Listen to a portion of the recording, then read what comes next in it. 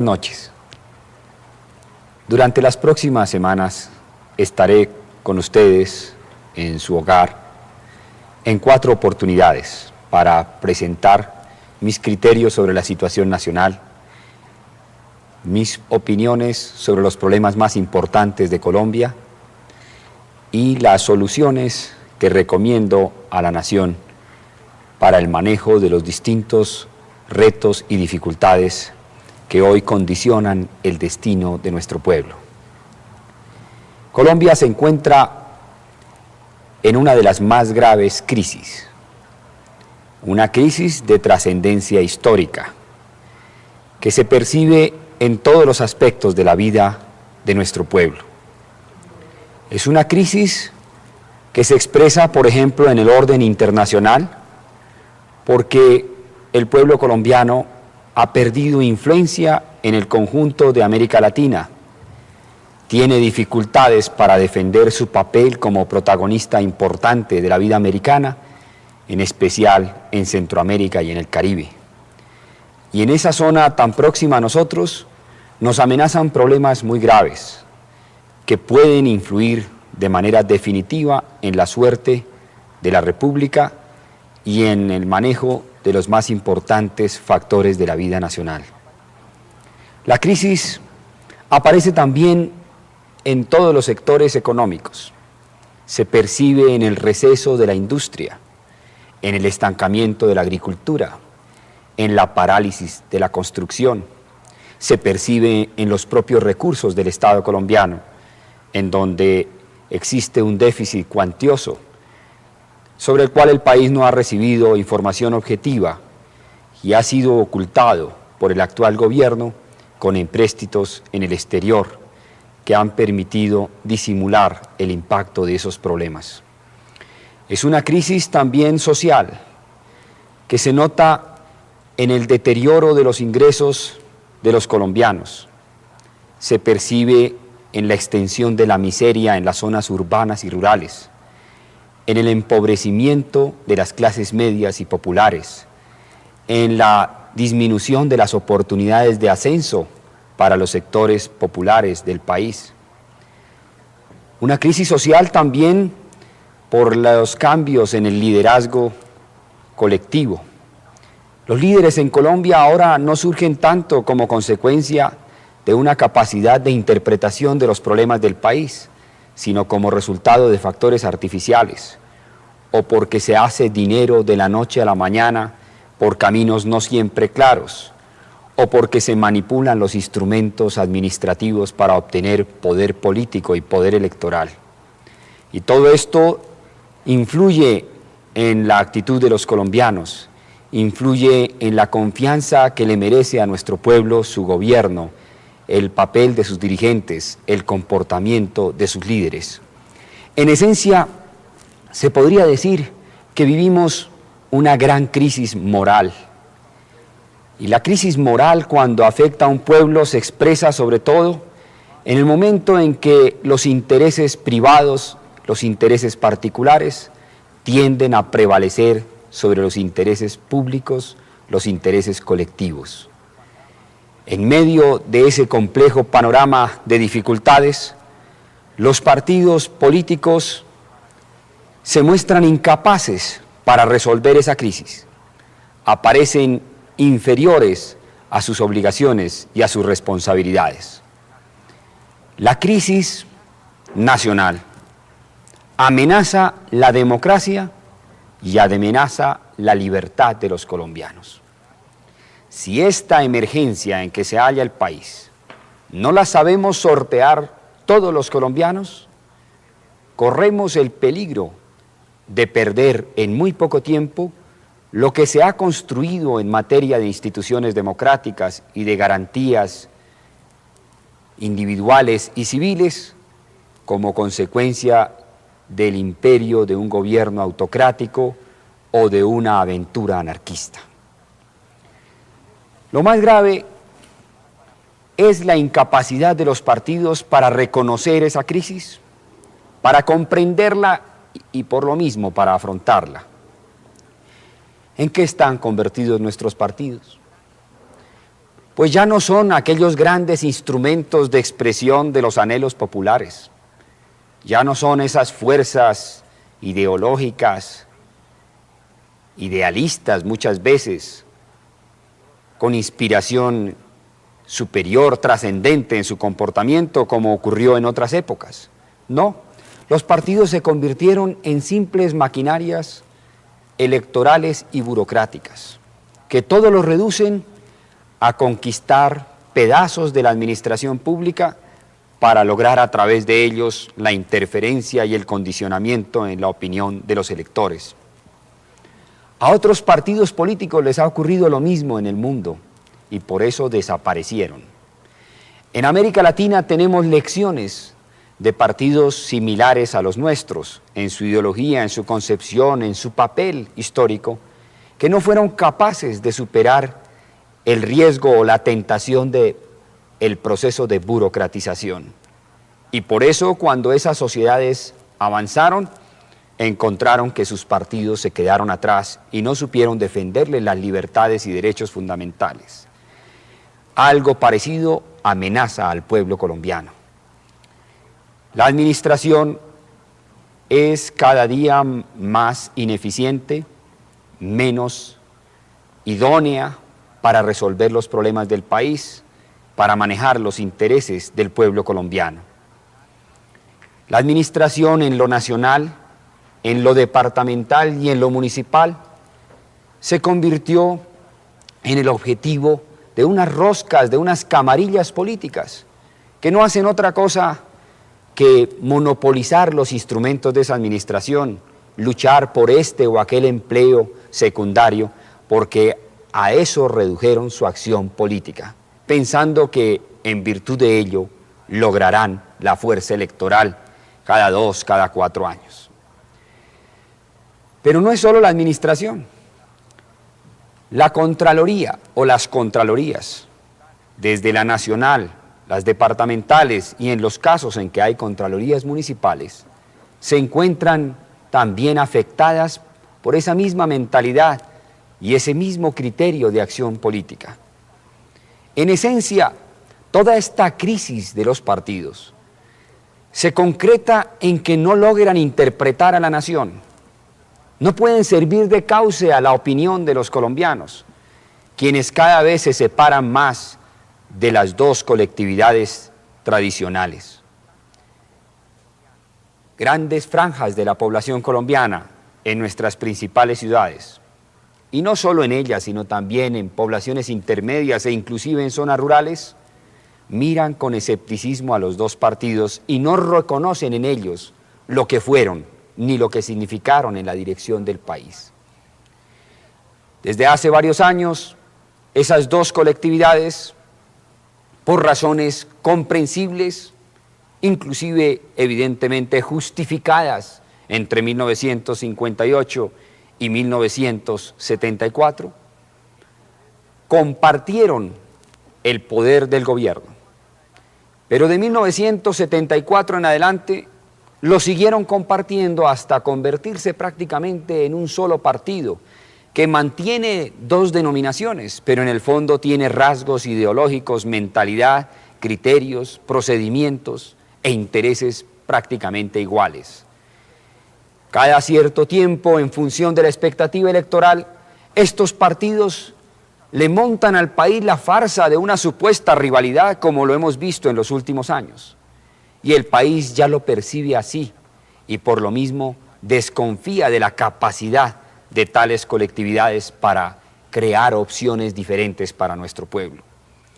Detrás de todo esto hay una nueva forma de opresión del pueblo, más sutil, más difícil de detectar y de comprender, más maquiavélica quizás, pero igualmente frustrante, injusta y arbitraria en sus efectos sobre la colectividad. La crisis de partidos nos preocupa en especial a los liberales. Nos preocupa porque nuestro partido representó durante muchos años la fuerza creadora que operaba en la sociedad colombiana. Era en el liberalismo donde estaba la vanguardia conceptual del país y donde estaban los sectores que hacían esfuerzos por interpretar el porvenir de Colombia y por abrirle el camino a ese futuro. Sin embargo, el Partido Liberal, por culpa de quienes se apoderaron de su dirección en los últimos años, se convirtió en un partido reaccionario, un partido que le tiene miedo al cambio social.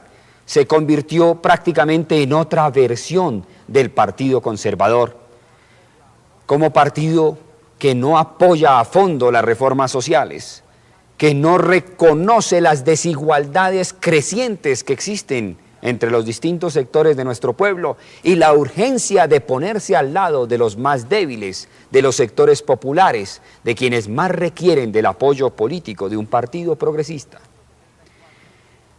En 1974, hace cerca de 8 años, ese partido produjo la más caudalosa votación que haya conocido la historia colombiana. La produjo porque pensaba que al terminar el Frente Nacional podría volver un espíritu de renovación y de creatividad en la dirección del país, semejante al que existió entre 1930 y 1946, naturalmente que en función ahora de las circunstancias y necesidades de nuestro tiempo. Pero todos hemos visto lo ocurrido en estos 8 años y la dramática frustración que sufrió nuestro pueblo después de haber confiado sus esperanzas y sus anhelos al gobierno que comenzó en 1974. Lo que quedó de todo ese proceso es un partido en crisis, desorientado, en manos de unas camarillas, de unas roscas que manejan clientelas políticas en los distintos departamentos del país y que tienen una solidaridad nacional basada en la defensa de sus prebendas y de sus gabelas, pero no tienen una identificación precisa con una ideología, con unas convicciones, con una interpretación de las nuevas realidades de una nación que avanza hacia otra época digna de la última parte del siglo XX. Ese partido, por ejemplo, permitió en estos 8 años, cogobernando con el Partido Conservador y compartiendo muchos de sus criterios sobre el manejo de los problemas sociales y económicos del país, permitió la aparición de los grandes conglomerados que han monopolizado las empresas del país, centenares de empresas que pertenecían a numerosos propietarios dentro de un proceso de capitalización democrática, quedaron en manos de unas pocas personas y de unos pocos grupos.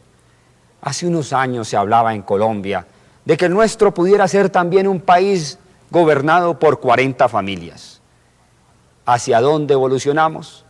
Hacia lo que es hoy Colombia, un país monopolizado por unos cuantos conglomerados que controlan y determinan las palancas y los resortes vitales del manejo de los más importantes sectores económicos de nuestra sociedad. Lo más triste de esto es que todavía se instrumentaliza el sentimiento del pueblo de simpatía y afecto por el Partido Liberal. Perfectamente legítimo por cuanto hizo el Partido Liberal en sus mejores años por la transformación de este país. Pero un sentimiento que no merece ahora lo que es el Partido Liberal, reducido a un papel secundario, vacilante, incoherente, en un liderazgo que el país esperaba creativo y definitivo para su transformación.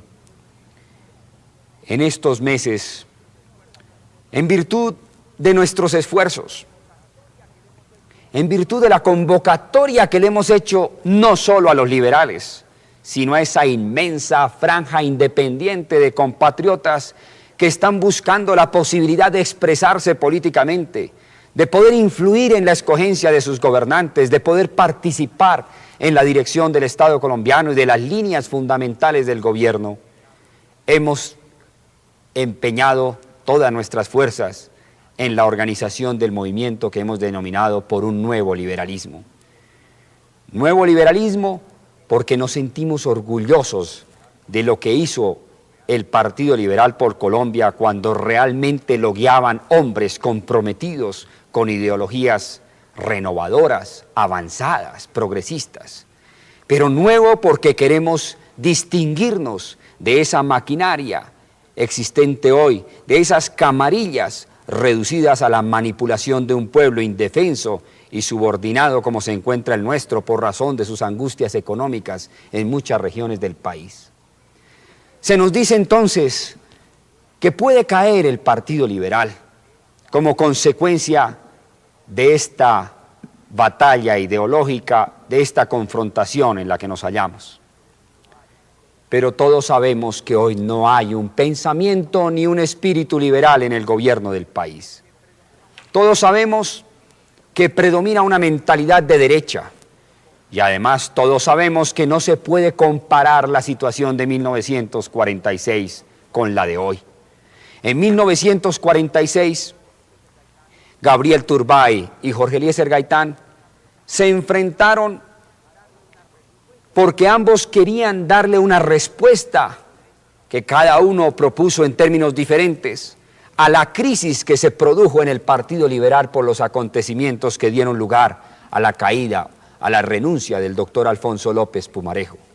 El partido no se cayó por esa división, se cayó por la crisis que determinó primero la renuncia del doctor López Pumarejo y luego el deterioro de la credibilidad y el liderazgo del liberalismo en el país en aquellas circunstancias. Hoy la situación es otra. Hoy no compartimos, ni mucho menos, con el doctor López Mikkelsen la interpretación actual de los problemas del país. Yo creo que hay una crisis muy grave y creo que esa crisis reclama una respuesta no solo del liberalismo, sino de los sectores independientes y progresistas del país para superar la encrucijada en que se halla la nación. El doctor López todo lo reduce a presentarse como el candidato de la paz. Y es curiosa la coincidencia. El primer candidato de la paz que hubo en Colombia en los últimos años fue el doctor Álvaro Gómez Hurtado. ¿Por qué? Porque el doctor Gómez Hurtado en 1974 quería maquillar la imagen negativa que determinaron sobre su nombre y su persona los acontecimientos de 1951-1952. Ahora el que parece necesitar maquillaje es el doctor López Mikkelsen. La paz es una preocupación de todos los colombianos y a ella debemos aplicar todas nuestras energías sin excepción. Pero la paz no puede ser instrumentalizada electoralmente como lo quiso hacer Álvaro Gómez Hurtado en 1974 y como lo quiere volver a hacer el doctor López Mikkelsen en 1982. Lo que se necesita ahora es una revolución electoral para que no haya en Colombia una revolución violenta. Es decir, que la nación se ponga en pie, que todo colombiano comprenda la responsabilidad que tiene en este momento, que la superación de los retos y dificultades que amenazan el destino de la nación no depende ni de un hombre, ni de un partido, sino de la nación entera que debe derrotar las maquinarias y camarillas que han perturbado el desempeño del Estado y del gobierno en el manejo de los distintos problemas nacionales. Que el pueblo logre el poder porque hoy no tiene el pueblo el poder. Esa es la evidencia de las orientaciones de los últimos gobiernos, de los últimos mandatos presidenciales. Se necesita la participación de nuestro pueblo, una participación que no se limite al voto, sino como lo hemos dicho en la mayor parte de las plazas de la República, una participación consciente, reflexiva, que nuestro pueblo desarrolle una capacidad analítica y crítica para estudiar sus realidades. Esa es la mejor protección de un pueblo libre y de una verdadera democracia. No depender siquiera de partidos ni de protagonistas siempre transitorios y siempre vinculados a un papel provisional. Lo importante es un pueblo consciente de sus derechos, un pueblo unido, un pueblo organizado. Y hacia allá se dirigen también nuestros esfuerzos, a conseguir la formación de los elementos que le den al pueblo esa organización y esa capacidad de respuesta a los retos de hoy y a los que se le van a presentar durante los próximos años a nuestra nación. Solo así podremos conseguir la unidad nacional y solo así podremos conquistar el poder para el pueblo. La paz es naturalmente un reto constante y una esperanza básica para la nación. Desde hace varias décadas, nuestro pueblo lucha por conseguir la paz. Por eso aceptó las instituciones especiales del Frente Nacional a las que se opuso el doctor López Miquelsen, por ejemplo. Por eso el pueblo superó el sectarismo y comprendió que no era sobre esos odios partidistas, con base en ellos, como se podría construir el destino colectivo. La paz está vinculada a muchos temas, a las realidades sociales y económicas, a intereses extranjeros que tratan de un modo u otro de influir en la vida nacional, en la competencia existente entre las grandes potencias por el dominio del planeta. Pero hay un factor vital para alcanzar la paz, y es que los colombianos podamos creer en nuestras instituciones, porque sean auténticas, porque sean reales. Podamos creer en el sistema electoral como una vía de expresión de la voluntad colectiva, no un sistema electoral anacrónico, lento, ineficiente como el que tenemos, un sistema en el cual vamos a cumplir un mes de las elecciones de marzo y a estas alturas todavía no se sabe en varios departamentos cuáles son los resultados definitivos. O un sistema electoral en el que se acude a la compra de votos directa o indirecta para condicionar al elector, pagando en efectivo o pagando en especie, como lo hicieron muchos grupos políticos vinculados tanto al doctor López Miquelsen como al doctor Belisario Betancur en la última campaña electoral. Si un colombiano cree en unas determinadas ideas y piensa que esas ideas no podrán influir en la vida colectiva por la vía institucional, porque las instituciones no funcionan o son artificiales, pues ese colombiano tiende a creer que solo por medio de la fuerza conseguirá que sus ideas trasciendan en la vida nacional.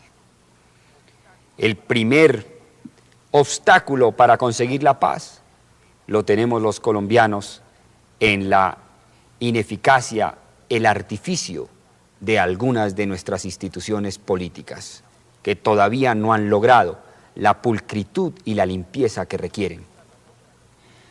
Por todas estas razones, por el panorama que vemos de la crisis nacional, por nuestro rechazo al comportamiento de los dos partidos y nuestra preocupación porque el Partido Liberal vaya a desaparecer como fuerza renovadora de esta sociedad, limitándose a interpretar los intereses de unas roscas y camarillas políticas, aceptamos la responsabilidad de construir el movimiento del nuevo liberalismo y aceptamos la candidatura presidencial de ese movimiento.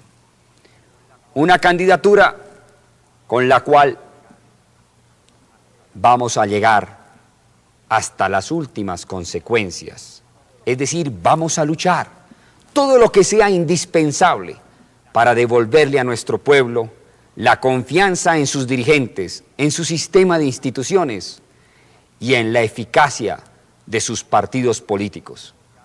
No vamos a claudicar, ni hemos claudicado. Yo necesito, colombianos, su respaldo.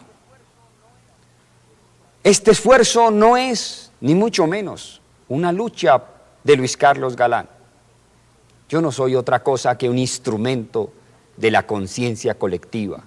Yo sé que muchos colombianos están pensando en esto, están preocupados por la situación del país, ven con angustia el horizonte nacional y quieren intervenir.